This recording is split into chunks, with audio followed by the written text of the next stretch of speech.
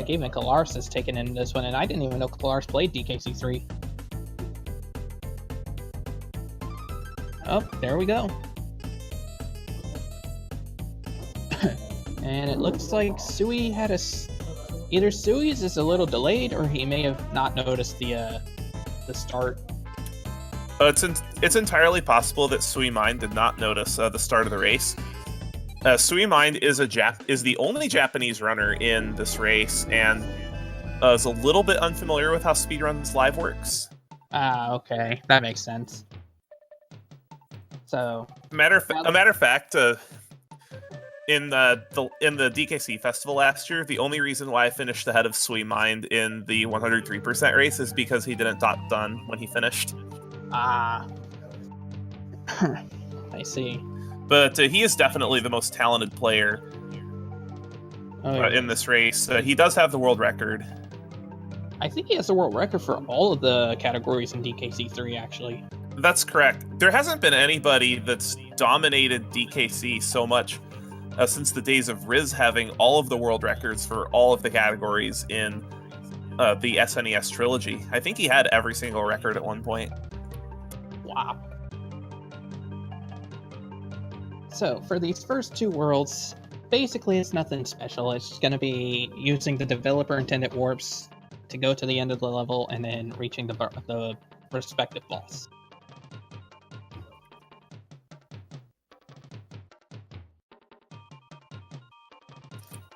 There is a similar category to this called Any Percent Warpless, where you do have to complete the first two worlds in their entirety, and they definitely have some interesting designs, especially in World 2. World 1's levels are pretty straightforward, as is to be expected of the first world of a platformer such as this. Definitely. I mean, it is definitely a little oddball to have a snow level right off the bat, but other than that, it is pretty basic and generic, so... So, let's... It gets you ready for K3, that's for sure, but that's not going to be for a while.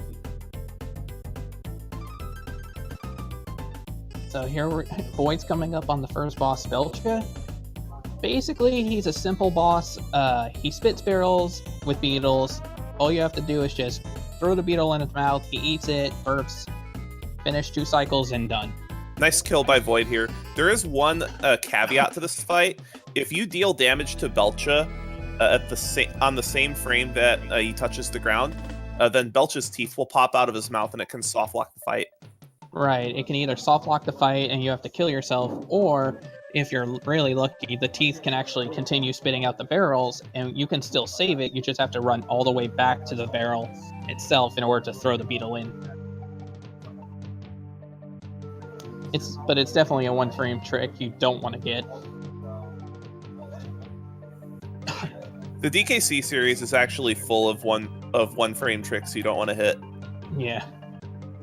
And such as Creepy Crow Crash. Shoutouts to Mr. Zero the Man.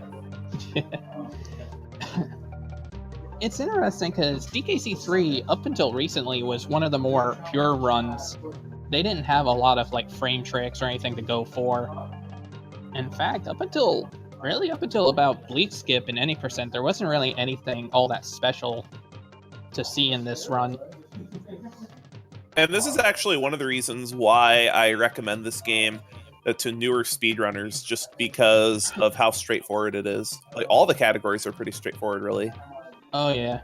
I mean, I'm not gonna lie, the game can be a bit long, but at the very least, it's not like it's long and difficult at the same time. Not for this category anyway, but for certain other categories it can be. Yeah, for other categories it can be a real pain in the butt.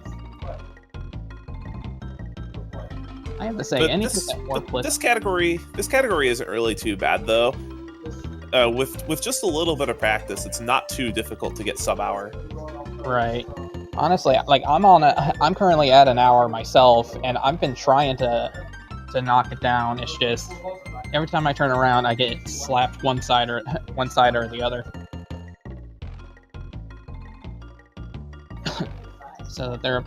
So let's see. Void's about to enter into the second boss, which is Eric.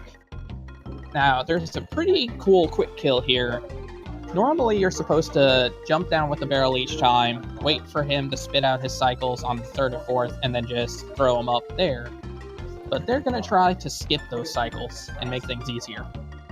There's a number of variant kills that you can do on Eric as well that make it easier for beginning players that only are a couple of seconds slower than the optimal strategy. But it's really about skipping the attack cycles in the third and fourth hit that save the most time. Oh, KBZ took a hit, so he's going to have to do the slow route. Yes, KBZ lost Kitty, so unfortunately he's going to need to do natural route. And this is one of the big reasons why this boss is referred to as Reset Spider. Yeah. And I did go ahead and pull up our leaderboard for this game as well. The current world record is 46 minutes and 30 seconds by Sui Mind, and that's almost a minute ahead of the second place runner. Some other notable runners that have times on the leaderboard. Void has a 47:41. DNA's having a little trouble with getting in the Mechanos. But he got it. So. Oh, interesting. Stewie's going for Cotton Top Cove instead of Mechanos for his World 3. I'm not quite sure why you would want to do this. The reason why most people do a Mechanos first when doing PB attempts is because the boss fight in Mechanos Chaos is one of the major reset points of the run. Because there are a lot of precise tricks that you need to do, regardless of whether you're running U or J. But we'll talk a little bit more about that fight once the runners get there. Right. Maybe he's doing this because it's a marathon, so maybe he has no intention of resetting if it goes south, or unless it goes like horribly south. So maybe he's just trying to get the easier world out of the way. That could be, because there's no real reason other than resets why you would want to do Mechanos first. Because you have to do both of them anyway, and there's no real reason. Right. There's no real routing difference between doing World 3 first and doing World 4 first. Right. Let's see. Void got the right damage boost, and DNA got it too. That saves, what is it, like 5 or 6 seconds over natural route? It's 6 seconds over natural route, and that's actually not a difficult damage boost to learn. One thing that you're seeing Void doing is he is jumping onto the top railing and then immediately jumping off of it when possible.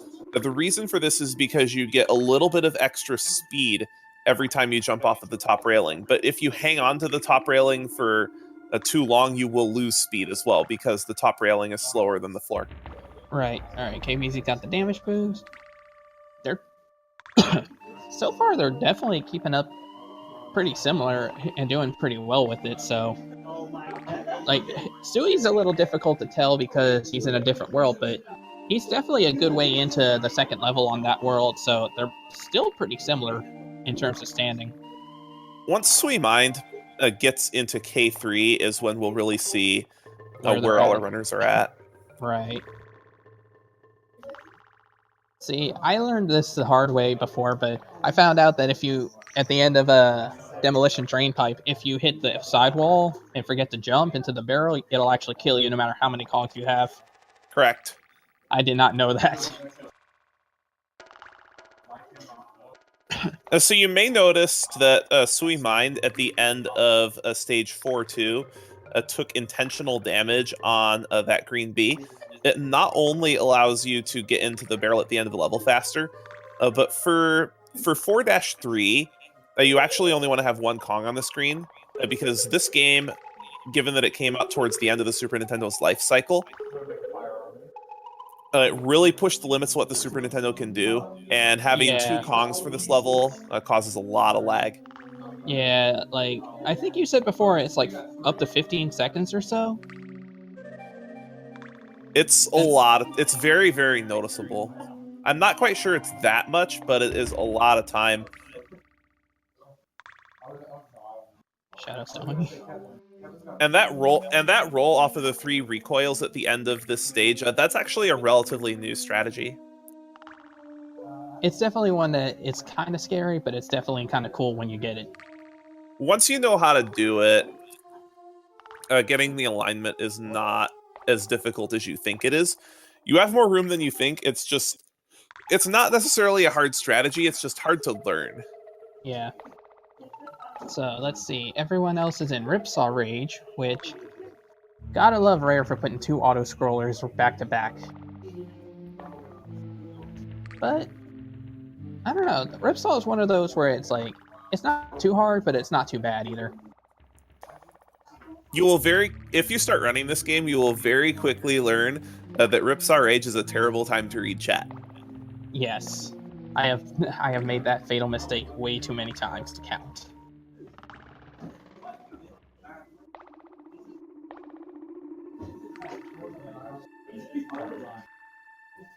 Now, nice Claude boost from Sui Mind. Oh, very nice. I was trying that earlier, a few times earlier, and I kept failing it. It's very, very hard. Okay. It's very hard, and it's only really useful in any percent categories. Yeah. So let's see. Void's in Blazing Bazookas. Now, the thing is, pretty much from the anytime during Ripsaw, if you have Kitty, you want to get rid of him here because in Blazing Bazookas, you take a little time to get into these auto fire barrels whenever you have 2 Kongs, or even if you have Kitty, if I remember correctly. So it's best to keep Dixie, and it's dangerous because you can easily die, but it makes the level a lot faster. It's about 6 seconds faster doing this level with Solo Kitty as opposed to 2 Kongs, but it is extremely dangerous because since you only have 1 Kong, if you take a hit anywhere, you're dead.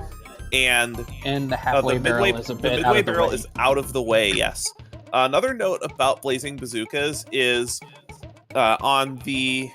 Well, they won't run into it because it's J, but if you are running if you're running a category that prefers the US version, if you are playing on U, if you jump at the exact same height that you could grab that rope at the end of the level, your Kong will grab an invisible rope and you won't be able to do anything until you take a hit. And if you have 1 Kong, you're dead. See, I didn't know that was a thing on you. Yes, it's the US version only, because unlike most video games that came out about this time, the U version was actually version 1.0, and the J version is version 1.1. Really? That's interesting. I knew the J came out like a day later. I just didn't realize that they had completely separate versions. Yes, they are different versions. There are actually a lot of version differences between U and J. There really are. So, okay, so Void, DNA, and KBZ is now just entering Low G Labyrinth. This level has a gimmick to where the green gas inside makes every movement you make slower. So your actions take between double and triple time, which also means any mistake you make will cost you double to triple. Nice fine clip by Void. Very nice. Oh. Was that damage intended, or? No, okay, I don't think that was intended. I don't think so either, because the end of this level as Solo Kitty is terrifying. Not only that, you want Dixie in any percent. You want Dixie in the lead going into Chaos. So, all right, now's the time for us to explain one of the major differences between U and J. These 2 fights between U and J are completely different. In the U version, you'll actually be using a glitch where you can team throw in midair infinitely to skip cycles in the Chaos fight. You cannot do that in the J version, so you'll be seeing these runners do something a little bit different. Take it away, Demon. After the second hit on Chaos, they're going to do a damage boost with a team up to where Dixie takes a hit, and then Kitty is able to jump high enough afterwards to hit the head on Chaos like Void just did, and it allows him to skip a cycle right there. So it saves a little bit of time, and the thing is, for a while, this was the reason why the U version was faster for any percent, but once Bleek was discovered, it made Jay faster again. And also, Jay has slightly faster loads as well.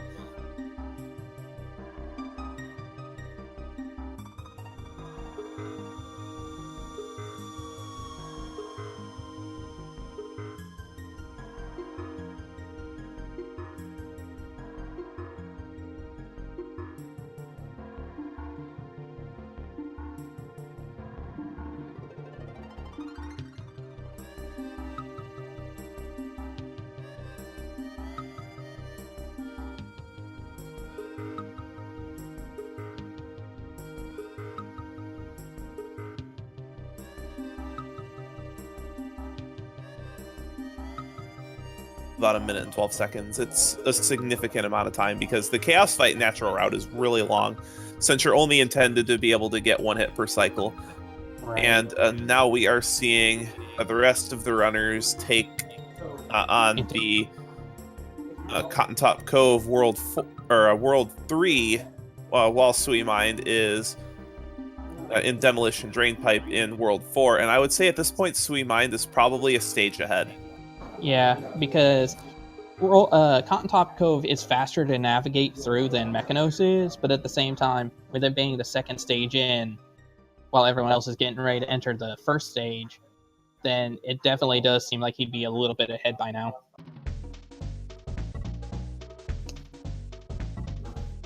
Okay, Canis is... Oh, that's Canis now that's dealing with Chaos. Sui Mind is just a monster at this game. I'm telling you right now, I'm starting to think Sui Mind made this game. I think he's lying about his age and he made this game himself. It's kind of interesting. I wonder what happened with KPZ. Oh well. But so it's interesting because everyone's pretty much staying on top, more or less. And staying pretty consistent, so that's a good sign. It can be really tough to be consistent at a longer platformer, because for a platform run, this game is not short. Oh no. And considering this is one of the... I think this is like the second shortest category for this game too. Only behind the water percent run. At least I think so. Yes, that's correct. Water percent now is, depending on your skill level, it can be between 15 and 20 minutes. Whereas any percent for most players in this race will be an hour. Roughly about 50 minutes to an hour. 50 minutes to depending an hour. on skill level. But we're definitely going to see at least one sub 50, if not two. Oh, definitely.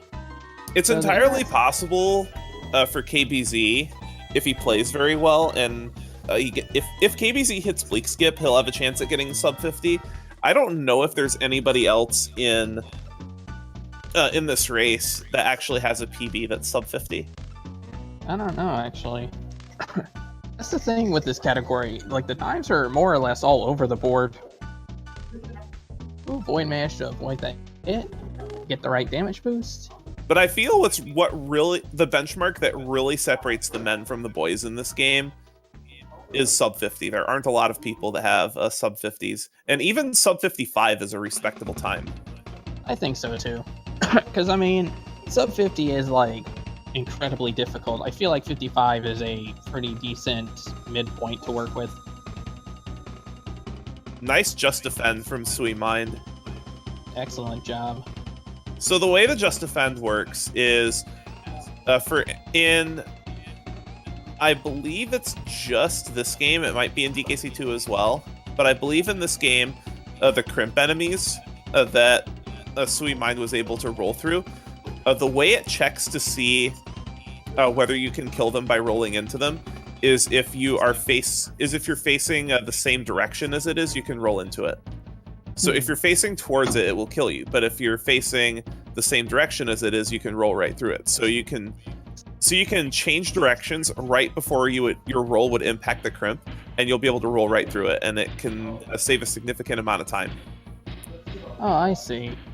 See, because in 103 you do a just defend to get the coin in the first coin in 1-4, Correct. and I've kind of gotten to the point. I've gotten to the point where I can't do it, so I just skip that coin entirely and find a different coin. I actually used to do a hover before I found out about the just defend being a thing, but not only does it save time, it looks really cool. Oh yeah. So that's the thing with a lot. That's the thing about a lot of tricks in DKC in general. A lot of them can save a little bit of time and look really cool if you get them right, but then if you're messing them up, you end up losing a lot of time off of it.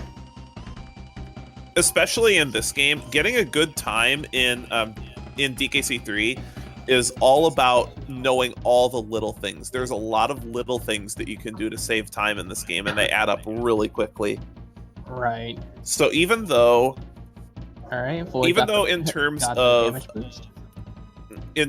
of overall, I would say difficulty of the run, this is the easiest of the 3 DKCs to do runs of at good times. There's still a lot to learn. Right.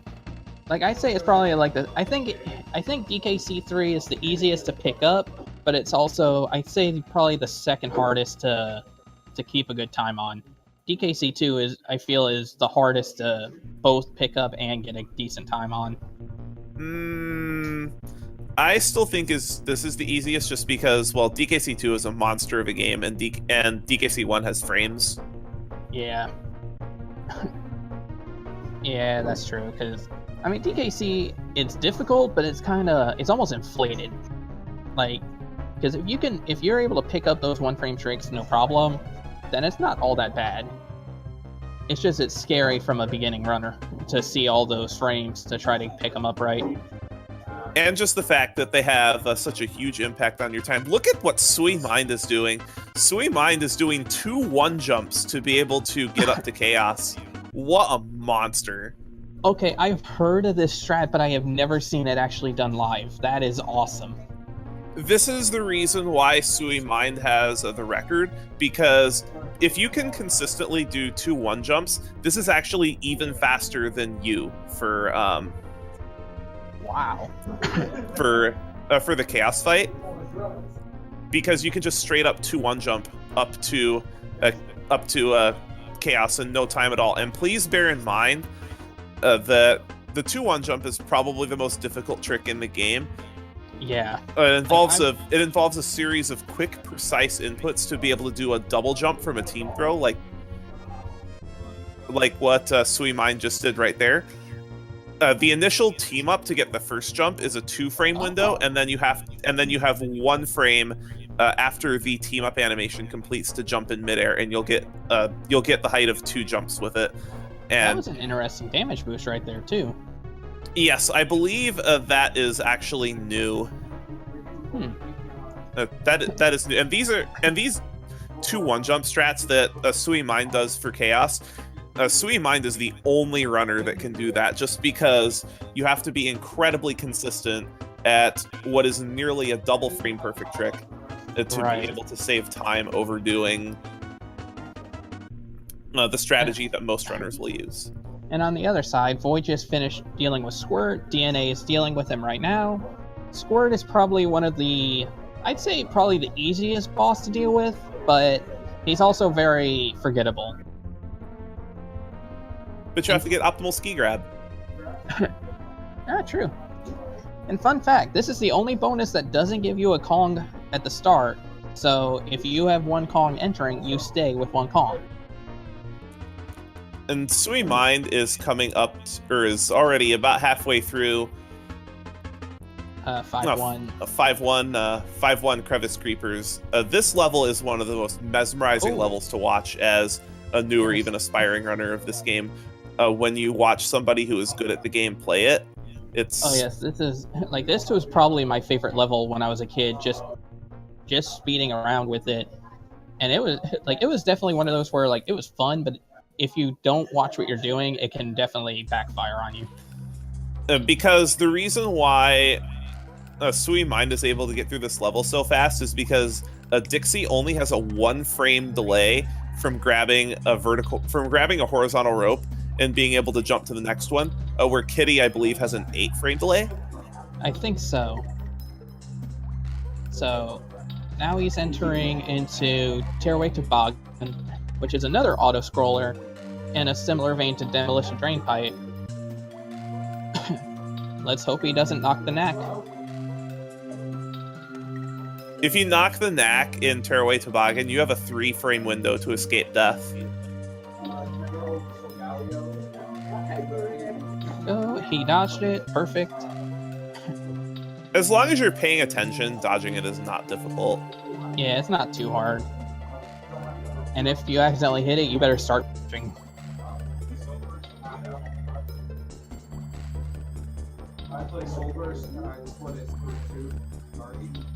So I would say at this point, Sui Mind is probably about half a stage ahead. Yeah. I believe that damage on Sui Mind's end is intentional to get Kitty in the front. I think so too, because having Kitty at the front is a lot better for the next stage. And again, none of them have honestly died yet, so it's definitely nice to see they're staying consistent and like effective with this so far. All 4 of the runners have had a very good execution so far. All right, especially in a marathon setting like this. Oh yeah, here comes Barrel Drop Bounce, one of the most interesting levels in this game. Right off the bat, Sui's gonna skip a quarter of the level right there, and then there's another team throw that'll allow him to skip another good portion of the level. And this is one of the this is quote unquote the hardest jump in the game. Well, they just passed it. It's not that bad, but this part is definitely an annoying trick. Yeah, BDB skip, which is what Sui Mind just got, is perfect. It's one of the more precise tricks in the game, and when you sit down to practice it, it's going to take several hours for you to really figure out how to do it consistently. But once you know how to set up the trick, it's not terribly hard, but it's one of the hardest tricks in the game to learn. Right. And like Void also getting up to the platform first try. And it's a really, really important trick to learn as well, because it saves 25 seconds over natural route. It's a humongous time save. It cuts out about a third of the level. It's been so long, I don't even remember what's on the other side of the stage either. I know there's a parry, but that's it. There's a parry that turns into a 2-up balloon. That's about it. Okay. And now they're in KSK, Crack Shot Croc. This is honestly one of the more oddball levels in terms of gimmicks. This is probably the most unforgiving level in the game as well. Oh yes, there's so many damage boosts, and if you make one slight mistake, you're gonna die, and it's not gonna go well for you. And the most likely places to die in this level as well are right before the midway point and right at the end of the level. Yeah, like right here. But it's so awesome to see it happen whenever they get it right.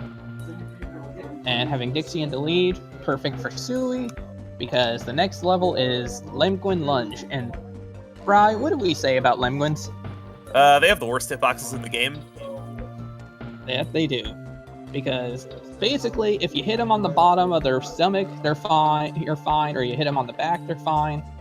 If you touch them on the beak or on the toes, you're dead. And a lot of times, they can end up getting you, and you don't even think you're near them. Exactly. Their hitboxes are deceptively large. They're a lot bigger than their sprites would indicate. And another thing that makes this extremely scary is that just like in 4-3, having 2 Kongs on this stage generates a lot of lag, and it's even worse on this stage. Sometime when you're playing this game, go take 2 Kongs and hover right in front of that bonus barrel that Sui Mind passed. The game slows down to something like 15 frames a second. And it's just crazy how slow that it feels like. And now Sui's going into arguably the most annoying part of this run. So let's see how he fares with Bleek. Oh, absolutely. So what he's going to do is he's going to take an intentional death here, and then he's going to try to pause the game on the same frame that the fade-out animation takes place, and it looks like he got it first try. He got it. That's amazing. So basically, if you get it on the first frame of the last tone of the death animation music, then it treats it somehow as if you've beaten him, but you don't get the coin. So in 103, you can't use this trick, but in any percent, it works perfectly fine, and it's only able to be done in J. That is the entire reason why J is used for this particular category. Okay, so Void didn't get it on his first try. Hey, Supreme. Hey, Supreme here. Gonna hop in with y'all for the last two worlds. All right. Hello, Supreme. Let's see. There we go. Void got it second try. Second try is perfectly acceptable for that. Yeah, as long as you're within I think it's 4 or 5 tries, you're still doing better than if you were just to fight Bleek normally.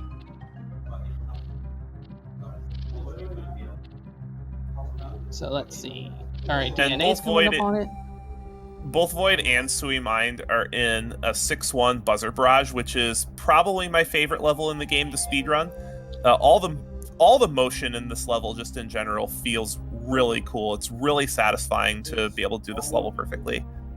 Yeah, and honestly, this is a level that I feel like the playtester was just completely drunk when they tried it, because you could skip those green bees pretty much as many times, just easily. Oh, DNA got it second try. The walls are not super solid, but a little subtle thing to note, since they got Bleek skips on different tries, they ended with different Kongs. So Sui went in with Kitty Kong first, or Void would have gone in with Dixie first. And so that actually gives Void a little bit of time back, because you saw Sui do a damage boost at the very end, and that was for the purpose of putting Dixie back in front for the next level. And Void does not have to do that because he already has Dixie in front. You definitely want to have Dixie in front for Burn Your Rope, just because the two Kongs have hitboxes that are actually respective of their sizes. So it can make it very difficult to dodge all of the hazards that are on the rope for this 3-minute auto-scroller. See, the thing I hate the most about this level, about Burn Your Rope and Buzzer, is that you have to deal with copters that have the second worst hitboxes in the game, and they're just a massive pain to deal with. But they're all handling them pretty well so far, so that's a good sign. Just about every runner of this game has just terrible highlights and clips of getting screwed by a copter. Yep, especially right where DNA went by on the stream a few seconds ago, where you try to nudge in right above that set of 2 copters. That's really tight, and you have to pretty much set yourself up for that. It can be kind of tough at first. Yeah. It looks like he took an accidental hit somewhere because he had to use the barrel. I actually have a history with the very last copter in 6-1. I remember that. Kind of played a little. It's a little dangerous looking, especially with Kitty. That was a little scary. So you're gonna see DNA go into the level with Kitty. I'll be interested to see if DNA takes an intentional hit at some point. I don't know if you would. It's doable with Kitty. It's just really tight in a lot of places where it wouldn't be with Dixie. Whenever I'm doing runs of this game, where I'm going to have 2 Kongs at the end of Buzzer Barrage because of the second bonus, if I don't remember to Kong swap at the end of 6-1, I'll just take intentional damage at the start of 6-2 because there's a DK barrel right there. Mm-hmm. Canis is having some serious trouble with Bleek right now. He's on his 4th attempt right now. That's what it can do to you when it's frame perfect and you rely on a very sketchy audio cue. Audio cues are the worst. I've been trying to pick up a visual cue on Bleek, just focusing on where the snowball is, and just by testing it, I've managed to do pretty decent with it, but it's one of those where it's hard to explain it to try to get others to test it to see if it actually is effective. Looks like DNA is going to try and rough it with Kitty, which I don't blame him. You can do it without taking damage. There's just a few spots kind of towards the end that are a little tight, but it's doable. Yeah. Canis unfortunately struggling with Bleek skip here. I think at this point I just say screw it and fight Bleek normally. It's one of those things. It's like you get stuck into the cycle. You've done it 6 times, and now if you fight him again, you're just gonna lose like a minute and a half. So you're like, well, no, I just want to keep trying, and you kind of get yourself stuck in that kind of lock. And I think Canis will stick it out till the end. At a certain point, once you've done the trick enough times, you just feel committed. Mm-hmm. Has Canis's speed disappeared for you guys too? Something's going on. Might be swapping out. Maybe. So Stewie and Void are in. That isn't Canis. The name was wrong. Oops. I'm trying to remember that. Oh, that's Canis. Oh, I think that was KBZ the whole time. Might have been. There's Canis. Oops. Oh, he's on Burn Your Rope as well. Oh, So, he's keeping up nicely. Yeah, he is. So, okay, Stewie's in Pothole Panic. I can't remember the name of the level Void's in right now, but... Floodlit Fish. Void's in Floodlit, yes. Thank you. Pothole Panic is basically DKC3's answer to Animal Antics. Except you, like Sui's doing, pretty much skip all the animals at an optimal level. So he did a bird skip, which it's kind of tight, but it's not, like a Bleek skip or anything crazy. You have a pretty wide window to kind of do the roll and jump that Sui did to skip past and get on the ledge with just Dixie and Kitty. You use on guard because he's obviously faster than swimming. But other than that, you don't really touch any other animals in this level. Right. I love that water skip right before the Squitter section. That's one of the coolest water skips in the game. It is fun, and it is awesome when you actually get it yourself. I haven't implemented that into my runs yet, but it's definitely one of the 200 or 300 things I have to learn about this game when I get back to it. Yeah. So much has changed since I started. So so much has changed since I started running this game. So he's entering that. Oh, first try on that 2-1 jump. I guess I shouldn't be surprised too. He's basically the god at those. Yeah, he's a lot of work put in. So that saved a lot of time in comparison to the old method, which used to be a damage boost, roughly about a third of the way into the level? Yeah, if you get it first try, it's about 10 seconds saved. You skip going all the way to the right, up a set of ropes, and then back to the left, and doing a damage boost. And then he also added in what we call the Huang boost, named after a very well-known DKC viewer who kind of, I think he proposed the idea. It's like, what if you damage boost off this B to the right? Because up until then, we'd kind of just been following the ropes after getting the 2-1 jump. Right. And then that was found to save even a few more seconds on top of it, but it's a very tight and tricky jump. Okay, so Stewie's entering Barbos's Barrier. This boss is special because you have to knock away its shields using whatever aquatic animals come up for it, and then you have to pierce it as on guard. Now, Stewie's about to pull off a nearly pixel perfect trick where hiding under Barbos lets the clams get hit by the missile fish, and it allows him to save some time. Yeah, he can now he wants to go in with solo Dixie in the next level, and so what he's going to do is he's going to damage boost, unless he's playing it safe, which I would doubt. He's going to damage boost right there at the very end. I love how, when you collect a coin, you just pull a Houdini and disappear. And the optimal Barbos strategy saves about 8 seconds, which is fitting in between the top shell of Barbos and the pink clam shields. You have just a few pixels of leeway, but it does save 8 seconds, which is a good amount of time. And Void is about to take his turn going for Barbos optimal. This trick takes a lot of practice. Pretty solid RNG. So the Barbos has it all. Good tricks, RNG, everything you could ask for. Okay, that didn't go well. So he's gonna bail and he's gonna play it safe.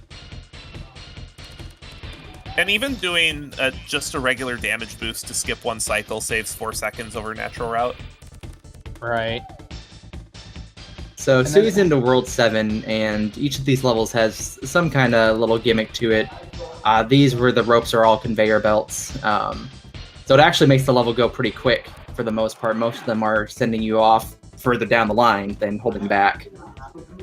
But it also has the habit of putting you in a risk of hitting a bee that you don't notice just yet. Mhm. So it's one of those you have to be very careful with. Oh, But he- absolutely. All 5 of these levels are just awful. But he cleared through it perfectly fine. Now he's entering RNG Caverns, which I'm trying to remember. How much is the difference between like the best seed and the worst? Depending on your execution, it can be about, I think, 10 seconds. It's a lot. And the reason why this level is called RNG Caverns is these white barrels are everywhere, and they are random. We don't like them.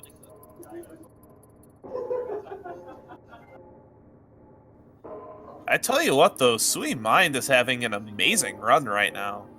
I know, like, I'm kind of wishing we had a timer right now to see, because I don't feel like this would be PB pace, but it definitely feels like it would be pretty darn close, you know? Like, I think Sui, based on what we've seen so far, might actually be on 46 pace. I can give you an estimate once he's out of this level. Nice bonk list from Sui there. That's not climbing those. That's Climbing those tough. steps without hitting any of those Nakas is very difficult.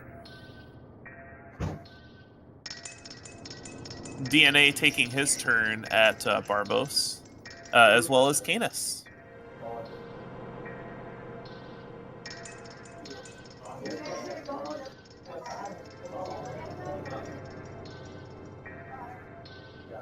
So for those who may think that Sui was cheating just now, your iframes from taking a damage boost don't completely show how long you're invincible. You actually stay invincible about a few more frames past your column flashing. Canis not liking his alignment for the second half of the Barbos Optimal, so he instead elected to take damage to be able to finish off. Yeah, that's a little tricky. You have to. It's kind of counterintuitive because you actually want to stay inside of the Barbos like area, like it's like, you know, gooey body, whatever you want to call it, a little longer than you'd like to. Otherwise, you're going to get what Canis just did there, and you're going to come out where the shell is really not in a good position for you. Okay, so Sui's almost roughly about halfway past Lightning Lookout. This level is probably the bane of most players, of most any percent runners, because the Lightning is positioned. I'm trying to remember how it is for the first two, but like the third one, the level basically anticipates where you're expected to be and sets itself there. Are the other two like just in a random pattern, more or less? No, I mean, there's some. It's gonna vary a little bit depending on how precise your movement is, but the entire purpose is that kind of similar to Blackout Basement, where you want to know where you're going to be moving, so you can kind of expect the blackout to happen at the same time everywhere. If you move the same way through Lightning Lookout every single time, the lightning's going to be pretty much in the exact same spot every single time. So it's entirely controllable. It's just it takes a lot of work to get to that point where you can comfortably be like, okay, I'm moving well enough, I'm not going to get hit by lightning. Right. So, Sui's handling Coin Dozer really well, too. Oh, absolutely. Sui is just having an all-around amazing run. I'm pretty sure that if he keeps up this pace, his race result is going to be better than every other time on the leaderboard except for his own. Probably. Yeah, he's on solid 47, like high 47 pace right now, I think.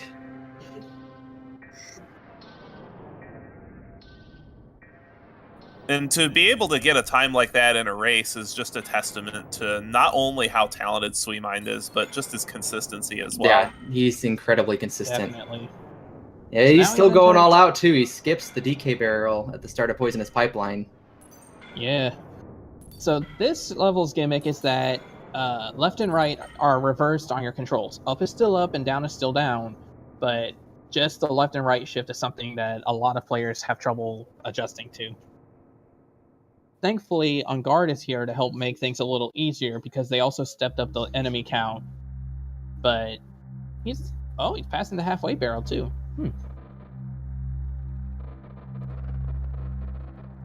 The halfway barrel in Poisonous Pipeline is you'll see something that you'll see pretty much all but the top level runners get, just because it doesn't take very much time to grab. and the end of this level is extremely dangerous. Wow, did you see the end of that from Sui? That was incredible. Yeah, that was impressive. I'm actually surprised that he got through that clean. Yeah, there was no hesitation. That was actually really good. Like I know that I hesitate a lot. Like just try and take it slow and make sure that I don't get stuck. So that was really well done. Like, but yeah, Sui's on pace for. I was wrong. I meant a low 47. Apparently, he's on pace for like a low 47. I think. Oh wow. So, in this fight, you start off with dealing with 2 cycles of chaos. The first is just a standard chaos fight. The second, his head comes off and replaces with a grenade launcher.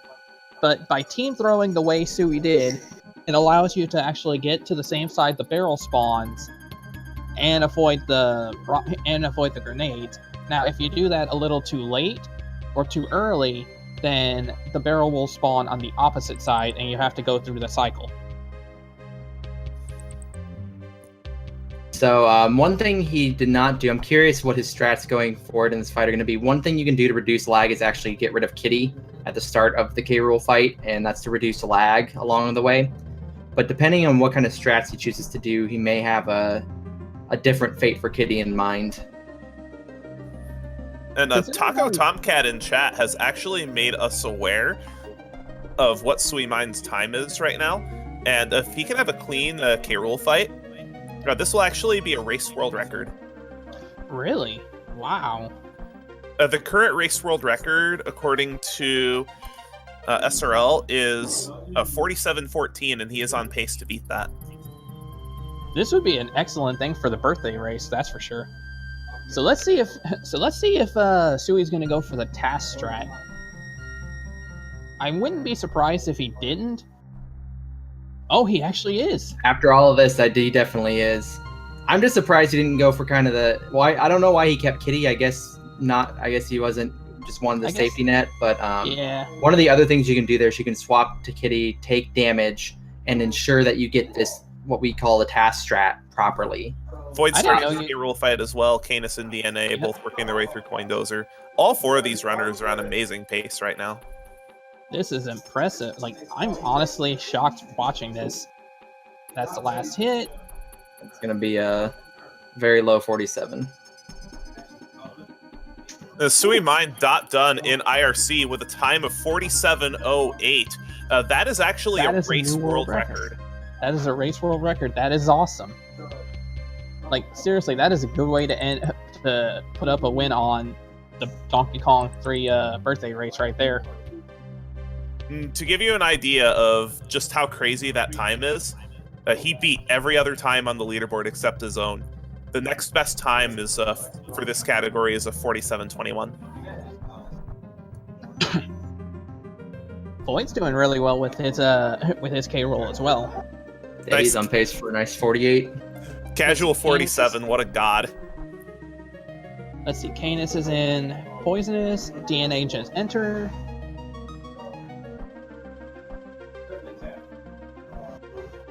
This is like these guys are staying like these two are definitely like this whole group here is staying very, very close to each other. Like I don't even think there was like a death or anything among these guys. Or well, there was one death among DNA, but I think that was it. And Void finishing up as well. He will clock in with a time of 48:33, which is actually a race personal best for him as well. That is awesome. Yeah, some very great runs all around. Canis is doing pretty well too. I assuming his leaderboard on the wiki is up to date. His PB is a 50-50, so he's not too far behind his own PB. And all of these runners have been putting on just a fantastic show. Please follow every single one of these runners. Oh yeah, like honestly, now I'm kind of glad I'm commentating this instead of running this because this was an awesome thing to watch. Oh, absolutely. And plus, I don't want to make myself look like an idiot and put up like 59 or so because I'm way out of practice. I don't think I've done a run of this game since May. I was gonna say, yeah, I don't think I think I'd probably get like. Oh no, KBZ! Best case, like a 105. Oh, Ooh. death and RNG. That's some very close hitbox thing there he just did. And he's That only was got unfortunate. and he's only got 2 lives left too. Wow. Yeah, you got the Bleak Infinite if he's hearing ghost barrels. Oh yeah. Man, that hurts. It makes me wonder then if he actually got the Bleak skip or if he just gave up on it. And With called it normal. that few lives left, I guessing that he continued until he got it. Unless he got real low. Like 0. Because one thing about the DKC trilogy is they definitely give you a lot of lives, but you're going to need them. Yeah. In fact, during my very first any percent run, and provided this was after I already had practice with 103, and it was off stream. I actually had to run back to Lakeside Limbo and collect a bunch of lives to deal with Poisonous and K. Rool. Like, it's one of those where you could be excellent in one category and then you go for another and it's just killing you. Oh, absolutely. I can speak with that to myself because I have a 202 in 103, but I have a 55 in any. Because somebody who has a 202 in 103 really should have a 51 or 52 in any. Probably somewhere in that neighborhood. I mean, though, if it's a category you're not typically used to, then it's not too shocking. I mean, I remember you're seeing your any percent PB. You ended up jumping into 1 or 2 bonuses just out of habit.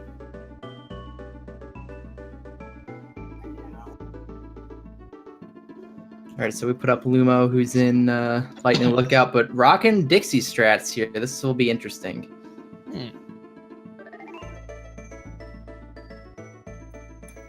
Canis and DNA both finishing as well with great times, 51:37 and 51:49. That's a good time for each of them. Ooh, taking a hit for Lumo. Let's see how that works out. Lumophile's another 103 runner that recently picked up any percent. Ooh, he almost got hit right there. But take my point of advice, don't work on 2 categories at once. The conflicting muscle memory will kill you. Yes, I think that is probably my biggest issue on why I haven't PB'd in either category in a while now. That's honestly, it's part of the reason why I've kind of held off on trying to learn DKC 1 or 2 so far, too. I feel like if I could do that now, I'm going to end up nailing myself on everything. And now we have OniLink 86 on our bottom left. He is also a 103% runner. And he's a pretty good one at that, too. His best time in 103 is 212, and he just took a hit. See, that is the problem with Coin Dozer. If you bonk into one, chances are good you're going to go straight into a cliff. Oh, this level can be terrifying. Lumo, no! Taking a hit right at the very end, the last enemy of Lightning Lookout, other than the guard bees. That's unfortunate. That's a very, very easy place to die. It is.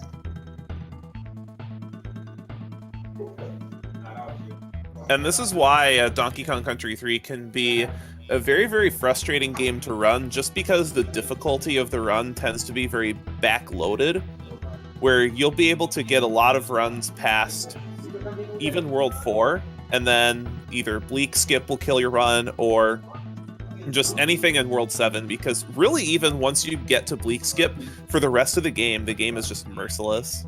Yeah, the last 2 worlds are definitely the hardest, which makes sense. But it's the difficulty curve takes a pretty big spike at the end. Yeah,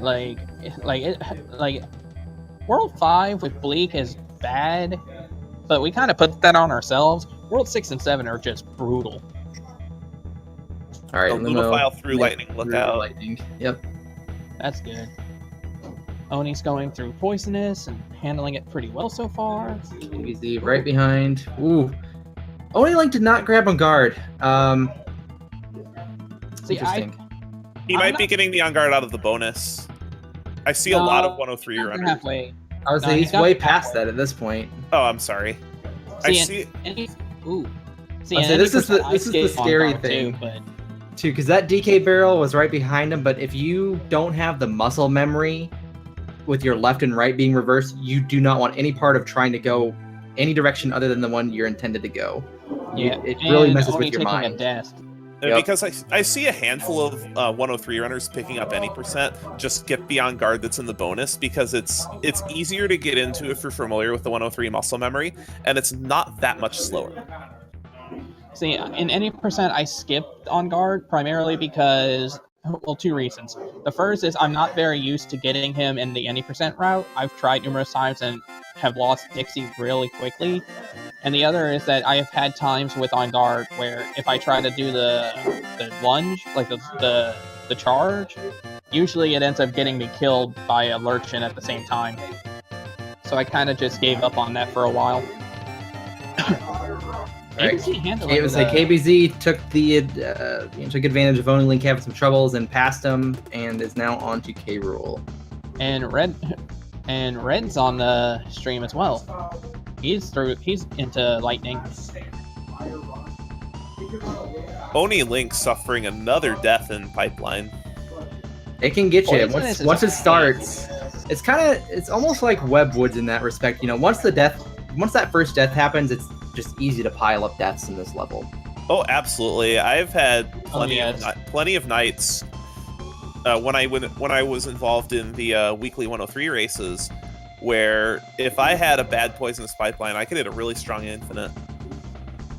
Like, honestly, at this point, I'm kind of amazed he isn't throwing his 3DS against the wall, because this kind of stuff is irritating, especially when it's like so close to the end. It gets so frustrating, and the thing is, until you're getting to that really elite level, you know, even still, like, you know, I have a 48, and this level still kind of gives me some nerves at the end, because it's the very last level, and it takes this control scheme that you've played through for, you know, 46 some odd minutes, and it's like, no, by the way, your left and right are now reversed. Wait, Oni Link's playing a 3DS? Yeah, he has it on a 3DS eShop. Oh, wow, that's neat. Yeah, I didn't even realize it until I was streams after the 103 race, and I didn't even know that was a thing. I don't know if it's homebrew or if it's a legit thing, but even so, it's legit. It's available on the eShop for a new 3DS. Oh wow. Yes. Yeah, if you have a new 3DS, you can do that. And actually, I got DKC3 on the new 3DS specifically to do speedrun practice whenever I'm on the go. Matter of fact, prior to one of the GDQs, I actually did some speedrun practice on the airplane. I might have to. Wow, when I get a chance, I might have to buy that then and run that, like use that for some extra practice, because I don't have a 3DS capture card, but it would definitely work for some good practice to get in. And then you also have to remember that the 3DS the Virtual Console also has a save state feature too, so you can. That's true. I forgot about that. So you could make a freeze to practice, well, anything you'd like. Lumo handling, a good bit of it. KBZ is doing really good and just finishing up. KBZ finishing with 58-14. Blueberry 26 finished in 5th with 56-39. Great performances. Especially, I mean, KBZ, just by doing math, I mean, that was like either he fought Bleek or he did it like 15th try based on like his life. So, you know, sometimes you get walled, and that was still a good performance. And I can confirm, notwithstanding, I can confirm from IRC that KBZ entered World 6 on his last life. Ooh. So yeah, so it means either he ended up finally getting it, or he just gave up and fought him normally. Alright, so Oni Link giving us the tutorial on how to do this fight with Kitty. It's unfortunate, but it happens. It's unfortunate, but at least it's not like auto death, you know? Yeah, you just had to play it much, much, much safer. If you lose Kitty early enough in the fight, it can actually be faster to take an intentional death and restart the fight from the beginning of the K. Rool phase. Because this fight is extremely slow and extremely stressful with Right. Solo Kitty.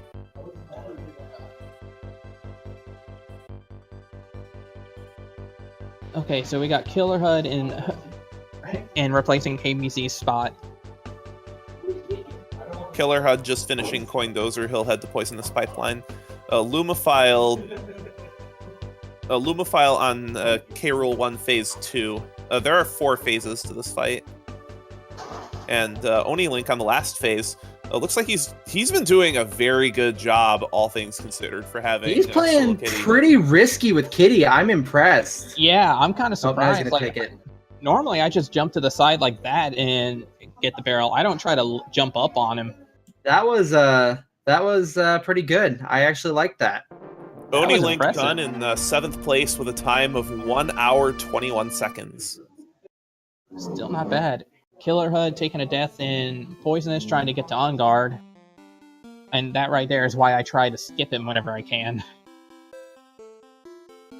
Red's got On Guard, and he's going a little slow at it, but slow and steady can definitely make a big difference in this kind of game.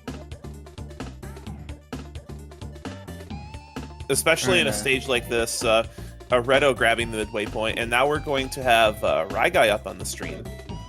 And he is in Ruby Rumpus, it looks like.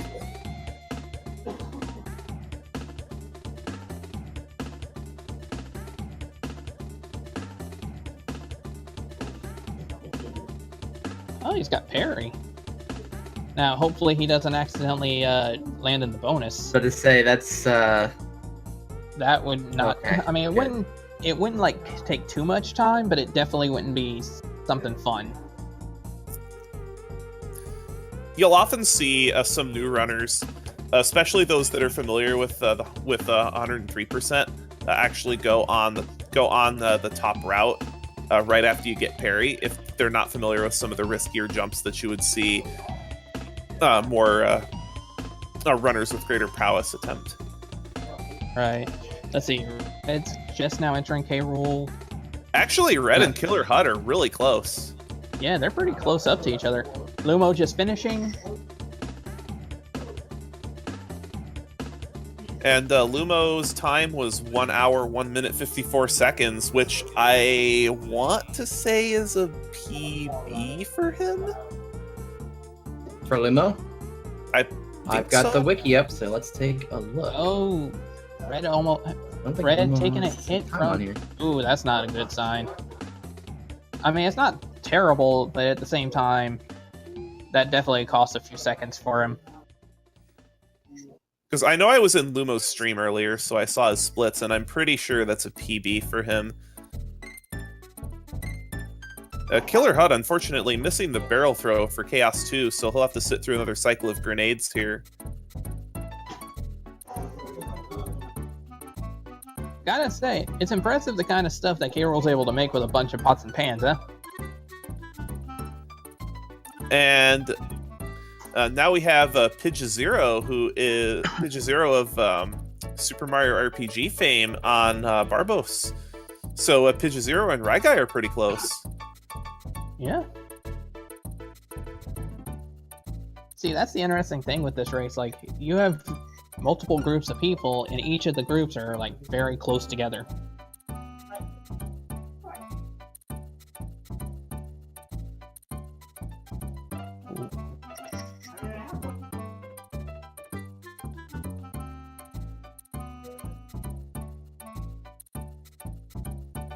Interesting. Pidge is actually going with the bottom way of. But I think we're getting to the zone of people who aren't as familiar with the game. I know Pidge was doing some kind of like, kind of briefly going over the game before the race.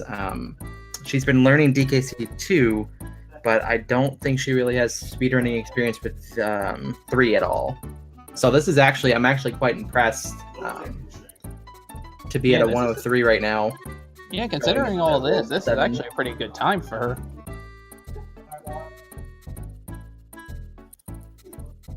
Well, as I had alluded to previously, a lot of the skills from DKC2 carry over to DKC3, so it's not really surprising to see people who are good at one game also play the other well. It's just a matter of time of just acclimating yourself with the strategies that are in both games. All right, Ryguy is about on the last cycle of Barbos. also following the bottom half. Yeah, it's tough. You know, the corner strat is really not that difficult to pull off, but it's definitely a confidence thing. Oh, if you don't feel no. you're gonna do it right, then Oh no, Guy getting brushed Oh. by one of Barbos's needles. Ooh. We'll have to restart the fight. right on the edge of the tail fin there. And Redo and Killer HUD both on kitty strats for K. Rool.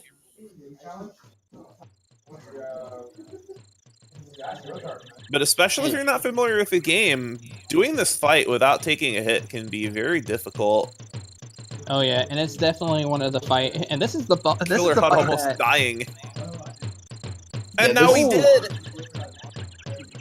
Yeah, this is That's a definitely big not time as loss. free Oh. as the DKC 1 or 2 K roll fights, which after a while are, you know, basically feel like glorified auto scrollers. That's Yeah, actually this is one thing that definitely- I like about DKC 3 as opposed to 1 and 2 is this game has very, very challenging boss fights as opposed to, as Supreme alluded to, the glorified auto scrollers that are DKC 1 and 2's boss fights.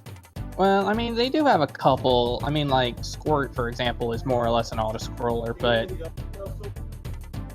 Say most bosses in this game have some form of kind of advanced tech to them. You know, DKC 2 kind of gets there with, you know, a lot of the optimizations, but not, you know, there's nothing like you see on the Barbos fight done optimally, nothing like Chaos. true. And Redo finishing up with a time of 105.35, which is a great time for someone that's not terribly familiar with the game. So how many runners do we have left on this anyway? I can get that for you. All right, Killer Hud's doing pretty good right now, picking back up on it. Hanging in there. It looks like we have Pidgeot Zero, Julian, Guy, Sloptop, Calarasi, and Killer HUD still going. So we have 6 more. 6, yes. Oh, Killer taking another death.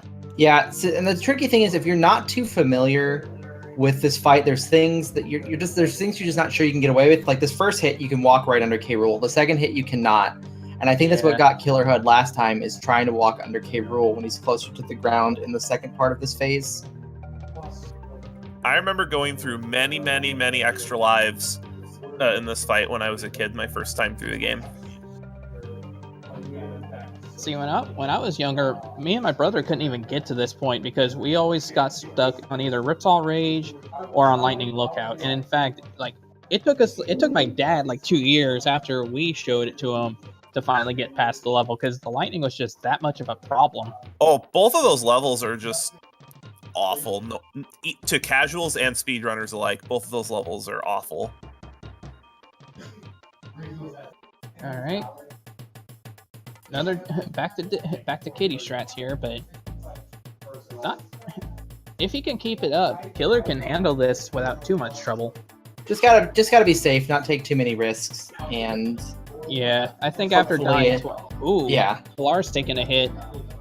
Oh, okay, Kalar's didn't die. I thought No, that he had a safety Kong. Okay, that's good. I thought he only had Dixie right there.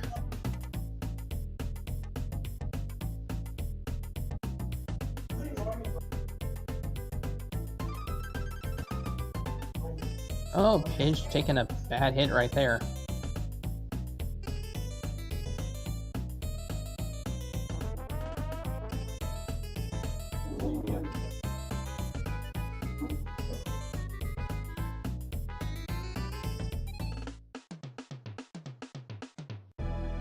Ooh, sandwiched. Pidge was sandwiched between the two crushes there.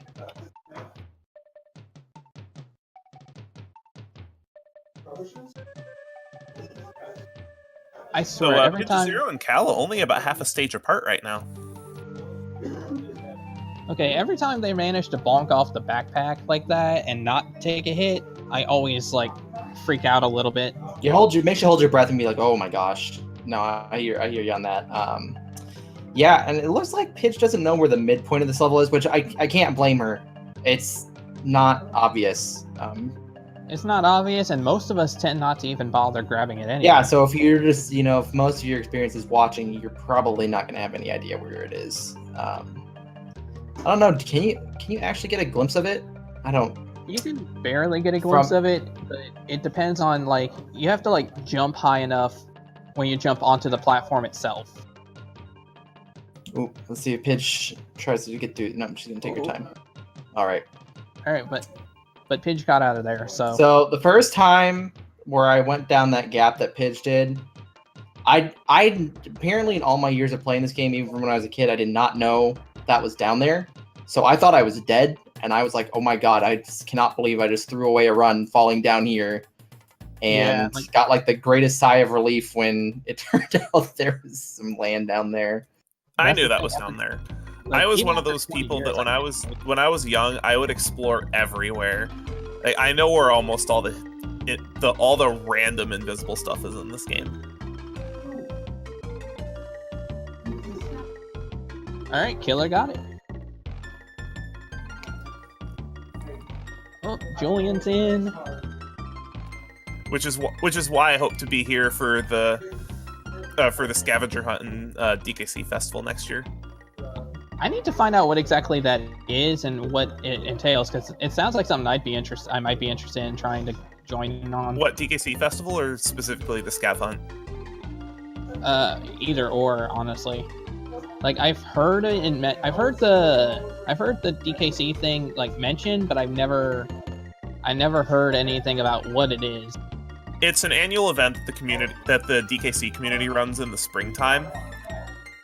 It's a whole bunch of racing, and there's a bunch of really silly side events too. Like, probably the most well-known side event from the two DKC festivals we've done so far is the Target Terror Swag Balloon Contest, where you try to get as many consecutive swag balloons as possible without taking damage.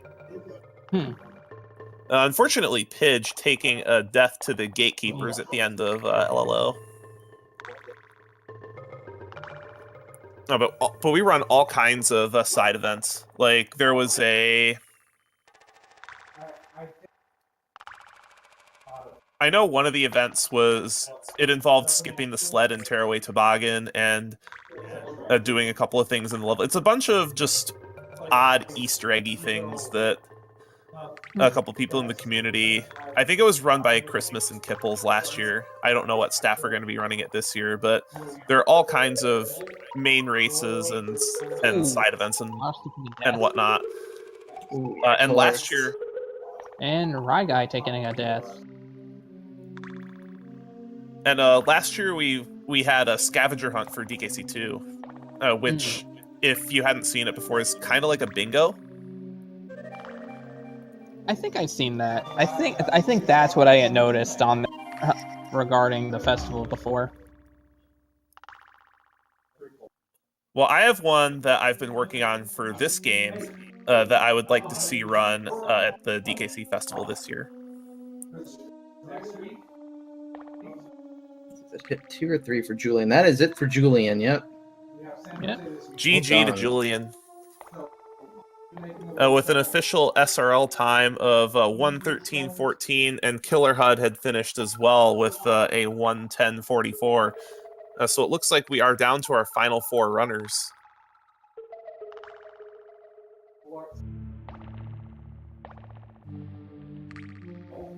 Ooh, Kalaris making a bad judgment call there, and when the bees would be out of his way. Always got to remember, Kitty's got a ginormous hitbox. Yeah. All right, Rye Guy's out of RNG. And Pidge is out of LLO. Great job. All of these levels are just extremely stressful. That's the thing. These are the level. Like, this is the world that sucks the most, because it's like, okay, I went through one hellhole. Now I got to go through another, and then another, and then another, and then K-Rool. Like, this world just does not let up on the beating. Ooh, Kalaris getting a little lucky break there with the lightning hitting the barrel, saving him while he was in the water. Yeah.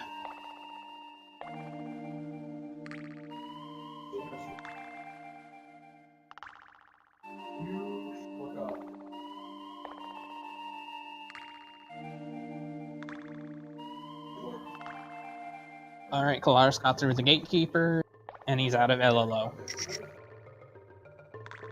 And Slopdob's dealing with Barbos right now.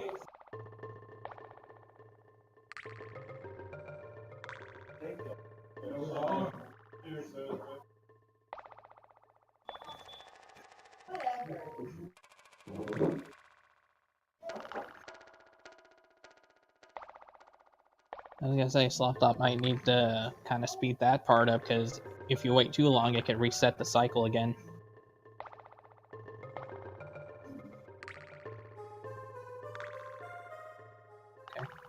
Alright, I'm gonna have to head out for the night, guys, but I'll catch you guys later. It was nice having you. It was nice having you on the booth, Supreme. Oh no, I'm staying here. Yeah, Oh, I'm sorry. I'm sorry, Demon. it's alright. Alright, catch you guys later. Hello, Tay man. What's going on, man?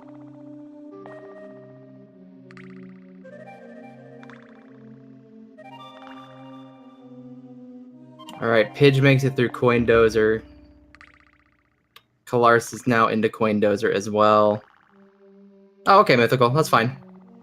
Well, you guys can either stick around for some Zelda 1 randomizer, or you can go to any of these Twitch channels to see how they end up, especially Pidge and Kalaris here coming up on the end. If you've never seen Zelda 1 randomizer before and you're a fan of 2D Zelda, please watch the randomizer. It will absolutely blow your mind.